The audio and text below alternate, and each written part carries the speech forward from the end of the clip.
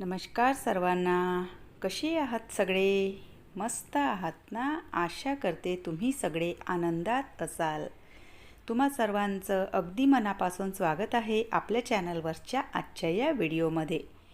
तर आता सध्या तापमान इतकं वाढत चाललं आहे आणि त्यामुळे जे झाडं आहेत तर त्यांना बघा रोजच्या रोज सकाळ संध्याकाळ पाणी टाकणे खूप गरजेचे झाले आहेत.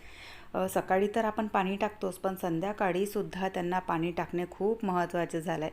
कारण सध्या उन्हामुळे जे झाडं आहेत तर ते इतके भाजल्यासारखे होत आहेत आणि त्यातल्या त्यात माझ्या इथले हे जे झाडं आहेत तर ते आधी सगळे आतमध्ये बाल्कनीमध्ये ठेवलेले होते आणि आता ही ग्रिल काढली तर सगळे जे झाडं आहेत तर ते डायरेक्ट उन्हामध्ये गेलेत आणि सावलीतून एकदम उन्हामध्ये गेल्यामुळे त्यांना तो जो डायरेक्ट सूर्यप्रकाश आहे तर तो काही सहन झालेला नाही.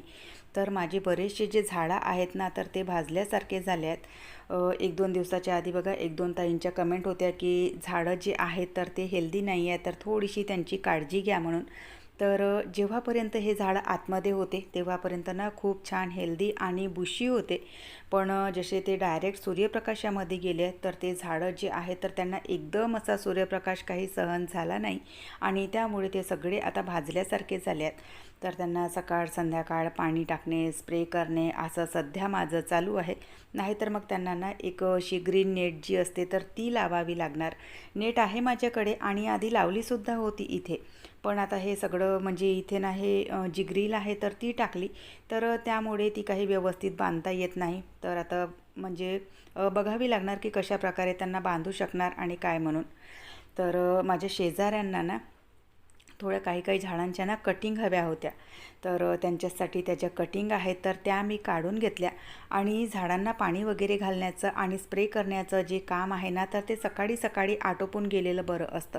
नंतर मग आपण आपल्या कामामध्ये लागलो की अजिबात त्यांच्याकडे लक्ष राहत नाही आणि सध्याच्या परिस्थितीमध्ये एक दिवस जरी आपण झाडांना पाणी घातलं नाही तर सगळ्या झाडांची वाट लागते. तर म्हणून मग सकाळी सकाळी बाल्कनीचं जे काम आहे तर ते मी आटोपून घेते. आणि इथे बघा हे सुद्धा आठवड्याभराच्या नंतर आले होते तर त्यांचंसुद्धा तेच म्हणणं होतं की सगळे झाडं तू खराब केलेले म्हणून. तर मी त्यांना तेच सांगत होती की मी काही झाडं वगैरे खराब केलेले नाहीत, डायरेक्ट उन्हामुळे ते जे झाडं आहेत तर ते आता भाजल्यासारखे झाले आहेत म्हणून. तर कालच्या व्हिडिओमध्ये मी तुम्हाला सांगितलं होतं की उद्याचा रविवार आहे आणि सकाळी इडली चटणी आणि सांबारचा बेत आहे म्हणून. तर त्याचीच बघा थोडीफार जी तयारी आहे तर ती आंघोळीच्या आधी मी करून घेतली. म्हणजे वरण जे आहे तर त्यासाठी ज्याही डाळी शिजवायच्या होत्या तर त्या आंघोळीच्या आधी मी कुकर लावून गेलेली आणि त्यानंतर मग आंघोळ करून आली आणि त्यानंतर ही जी नाश्त्याची तयारी आहे तर ती मी करायला घेतली. आणि मध्यंतरी आपले साफसफाईचे काय काय असे जे कामं आहेत तर ते चालूच असतात. तर सांबारसाठीचा जो कुकर आहे तर तो मी लावून गेलेली आणि म्हणजे मी आंघोळीवरून आली तोपर्यंत कुकरला छान अशा 4-5 शिट्या आल्या आणि त्याने गॅसची अवस्थासुद्धा खराब करून ठेवली. तर म्हटलं चला नंतर स्वच्छ होतच राहते.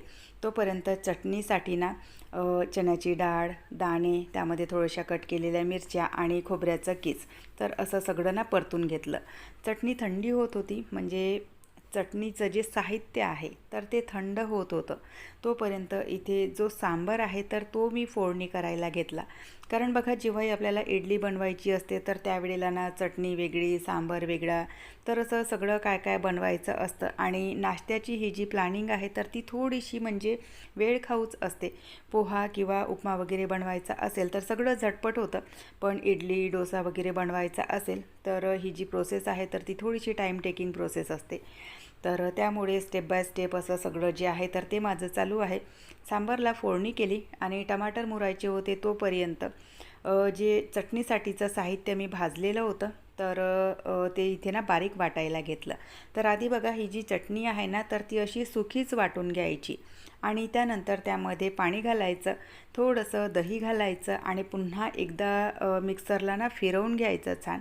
तर चटणी बारीक वाटलेली आहे आणि तोपर्यंत टमाटरसुद्धा शिजलेले होते. आणि बघा माझं जे काम आहे तर ते असंच मल्टीटास्किंग काम चालू असतं. कारण सकाळी सकाळी बघा सगळ्यांच्या फरमाईश असतात की नाश्ता झाला का, बनला की नाही बनला, आपल्याला आणि आपलेसुद्धा वेगवेगळे पुन्हा आणखी बरेचसे कामं असतात आणि रविवारचा दिवस म्हटलं तर तसाही बघा खूप असा ना हेक्टिक असतो. तर त्यामुळे जसजसं माझ्याच्याने जमेल तसतसा आटोपण्याचा माझा प्रयत्न असतो.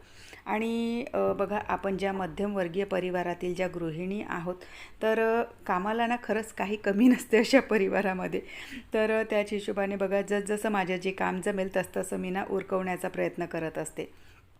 तर टमाटर झालेले होते, त्यामध्ये ना जी डाळ शिजवलेली होती तर ती घातली आणि सोबतच जी चटणी आहे तर त्यामध्ये पाणी घालून त्याची ना एक कन्सिस्टन्सी जी आहे ती मेंटेन करून घेतली आणि त्याला राई, जिरं, लाल मिरची, कढीपत्ता याची फोडणी करून ती जी फोडणी आहे तर ती चटणीवर ओतली. छान हिरवागार सांबार घातला आणि जी चटणी आहे तर ती बनवून तयार झाली आहे. अशा प्रकारे ना खरंच तुम्ही चटणी बनवून बघा इडलीसोबत खाण्यासाठी किंवा डोश्यासोबत खाण्यासाठी. इतकी छान आणि टेस्टी वाटते ती चटणी की हॉटेलची चटणीसुद्धा त्यासमोर फेल होते. खरंच खूप छान चव येते त्या चटणीची. इडलीचं ना पात्र मी म्हणजे इडल्या शिजण्यासाठी ठेवलेल्या आणि तोपर्यंत वेळ होता तर सिंकमध्ये ना थोडेसे चहा पाण्याचे भांडे पडलेले होते तर ते भांडे आटोपून घेतले आणि तोपर्यंत ज्या इडल्या आहेत तर त्यासुद्धा शिजलेल्या. काल ना हे जे बॅटर आहे तर ते तयार करताना ना माझ्याच्याने थोडंसं त्यामध्ये ना पाणी जास्त झालं होतं तर त्यामुळे इडलीचं जे बॅटर आहे तर ते थोडंसं म्हणजे पातळ झालेलं. तर रात्रीला तर असं वाटलं की सकाळी बनणार की नाही बनणार म्हणून, कारण इडलीचं जे बॅटर आहे तर त्याची कन्सिस्टन्सी ना थोडीशी घट्टच असते. पण देवाच्या कृपेने ज्या इडल्या आहेत तर त्या म्हणजे थोड्याशा म्हणजे व्यवस्थितच बनलेल्या, म्हणजे असा काही खूप प्रॉब्लेम गेलेला नाही तर मग त्यामध्ये रवा वगैरे ॲड करावा लागला असता. तर छान मस्त असे ना 2-3 इडलीचे जे पात्र आहेत तर ते काढून घेतले, कारण मग सगळेच्या सगळे एकाच वेळेवर नाश्त्याला बसले की ज्या इडल्या आहेत तर त्या कमी पडतात. तर म्हणून आधी ना 2-3 पात्र मी काढून घेते आणि त्यानंतर सगळ्यांना सर्व करते. तर इथे सगळी जी मंडळी आहे तर ती नाश्त्यासाठी बसलेली. काल रात्रीला ना हा आंब्याचा रस मी बनवलेला होता तर तो सुद्धा बऱ्यापैकी वाचलेला होता, कारण 2 किलो आंबे होते. तर त्याचाच तो रस म्हणजे बऱ्यापैकीच झालेला होता तर तो रस फ्रीजमध्ये ठेवलेला आणि आता मी सुद्धा नाश्त्याला घेत आहे आणि सोबतच छान सगळ्यांना आंब्याचा जो रस आहे तर तो दिलेला. दुपारच्या वेळेला ना थोडासा आराम केला. पुन्हा माझ्या व्हिडिओचं थोडंसं काम होतं तर ते आटोपलं आणि त्यानंतर सायंकाळी 4-4:30 वाजताच्या दरम्यान हे जे कपडे आहेत तर ते धुवायला घेतले. कपडे थोडेसेच होते त्यामुळे मग मशीनला काही लावलेले नाही. कपडे जर जास्त नसतील तर हातानेच मी बाथरूममध्ये ना धुवून टाकून देते. तर तेच कपडे धुवून ना सुकत घातले आणि बेडरूमची जी अवस्था आहे तर ती बघा अशा प्रकारे झाली आहे. हा टेडी ना इतक्या दिवसाचा मला धुवायचा आहे, कारण धूपबत्तीच्या धुव्यामुळे तो इतका काळा झाला आहे, पण त्याला धुवायला काही वेळ मिळत नाही आहे आणि मेन म्हणजे ना त्याला धुवायला त्राससुद्धा खूप होतो. तर त्यामुळे एकतर तितकं मोठं म्हणजे एखाद भांडं असावं त्याला सोक करण्यासाठी किंवा धुण्यासाठी. मशीनमध्ये तो काही वॉश होत नाही तर विचार करते उद्याला वगैरे त्याला धुण्याचा.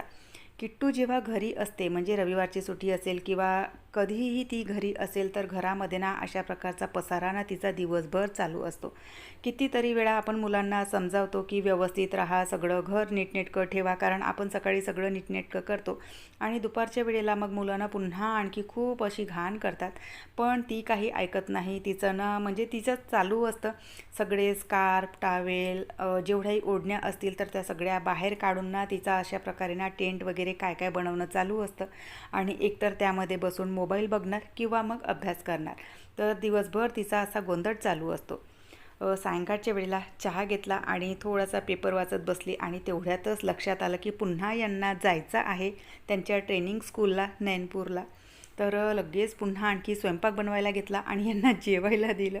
हे जेवत होते तोपर्यंत ना सिंकमध्ये पुन्हा भांड्यांचा पसारा होता तर तो पसारा सगळा आवरसावर केला आणि त्यानंतर पुन्हा आणखी पटापट घाईघाईमध्ये सायंकाळची तयारी केली, कारण 6:15 6:30च्या दरम्यान यांना स्टेशनवर सोडायलासुद्धा जायचं होतं.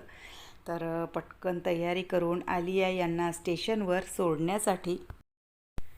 तर चला आली आहे यांना सोडून स्टेशनवरून आणि यायला थोडासा उशीरच झाला, कारण रस्त्यातच माझ्या मैत्रिणीचा फोन आला. तर त्यांच्याशीच बोलत राहिली. मैत्रीण म्हणजे थोड्याशा मोठ्या आहेत माझ्यापेक्षा, ताई आहेत त्या, पण माझ्या मैत्रिणीसारख्याच आहेत. तर आम्ही भंडाऱ्यामध्ये असताना सोबतच 12-13 वर्षे राहिलो. तर त्यांचाच फोन आला होता तर त्यांच्याशीच बोलत राहिली. तर अर्धा पाऊण तास त्यामध्येच गेला. म्हणजे माझ्या घराच्या जवळपासच फोन आलेला त्यांचा, तर त्यांच्यासोबत बोलत राहिली तर अर्धा पाऊण तास तिथेच गेला.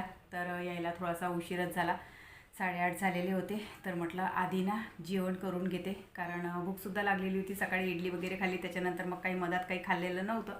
तर म्हटलं आधी ना जेवण करून घेते. तर जेवण आटोपलं आणि आता ना देवपूजेचे भांडे स्वच्छ करायचे आहेत, कारण उद्याचा आहे सोमवार आणि सोमवारची मग सगळा जो देव्हारा वगैरे आहे तर तो स्वच्छ करायचा असतो आणि सगळे देवपूजेचे जे भांडे वगैरे आहेत तर ते पूर्ण मी स्वच्छ करते. तर रविवारला आदल्याच दिवशी करून ठेवते, कारण दुसऱ्या दिवशी ना मग सगळे कामं आणि देवपूजा वगैरे सगळं ना मॅनेज करायला थोडंसं म्हणजे अवघडच जातं. तर त्यामुळे रविवारच्या सायंकाळीचं सगळे भांडे वगैरे स्वच्छ करून ठेवते. पण काय कोणास ठाऊक माहिती नाही, कंटाळा आला तर म्हटलं असू द्या, आता ना उद्या बघणार. कारण कधी कधी बघा होतं कोण्या दिवशी की आपण बाहेरून येतो आणि अगदी काहीही न करताना असं थकल्यासारखं होतं. तर त्यामुळे मग म्हटलं की असू दे, आता ना उद्याच करणार म्हणून. आणि सध्या म्हणजे ही रविवारची ये जा, म्हणजे शनिवारी यांचं येणं आणि पुन्हा रविवारी त्यांना सायंकाळला सोडून देणं, तर हे पुन्हा आणखी 2 आठवडे चालणार. समोरचा आठवडा आणि पुन्हा त्याच्या समोरचा आठवडा. तर आता समोरच्या आठवड्यामध्ये बघू, म्हणजे अक्षय तृतीयासुद्धा आहे. एका पुन्हा माझ्या मैत्रिणीच्या बहिणीचं लग्नसुद्धा आहे आणि त्यातल्या त्यात पुन्हा एक जी मैत्रीण आहे ज्यांच्यासोबत आता माझं बोलणं झालं थोड्या वेळाच्या आधी फोनवर, तर कदाचित त्यासुद्धा येणार आहेत. तर बघू आता समोरच्या रविवारचा काय प्लॅन होतो. कारण जर ज्यांच्याशी आता बोलणं झालं जर त्या आल्या तर लग्नाला जाणं कॅन्सल होणार, आणि जर त्या नाही आल्या तर मग लग्नाला जाणार. म्हणजे सकाळचा पूजापाठ जे काही आहे, माठ वगैरे पूजायचा असतो अक्षय तृतीयेच्या, त्यामध्ये पूर्वजांची पूजा वगैरे आपण करतो तर ते करायचं असतं. तर ते आटोपल्याच्या नंतर घटी लग्न आहे सकाळचंच, तर ते पटापट आटोपून एकतर लग्नाला जाणार किंवा मग भंडाऱ्यातली जर मैत्रीण म्हणजे त्या मैत्रिणी आल्या तर लग्नाला जाणं कॅन्सल होईल. तर बघू आता समोरच्या रविवारचं काय आहे काय नाही. सायंकाळचं यांना सोडणं तर फिक्स आहे, 2 आठवडे आणखी म्हणजे त्यांचं येणं जाणं चालणार.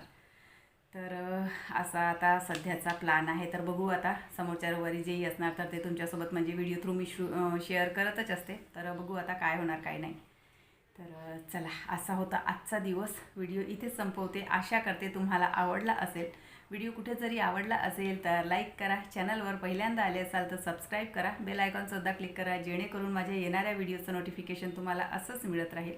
व्हिडिओ कसे वाटतात ते सुद्धा कमेंट करून सांगत चला. आपण भेटूयात नंतरच्या व्हिडिओसोबत. तोपर्यंत सगळ्यांना बाय, सगळ्यांना धन्यवाद.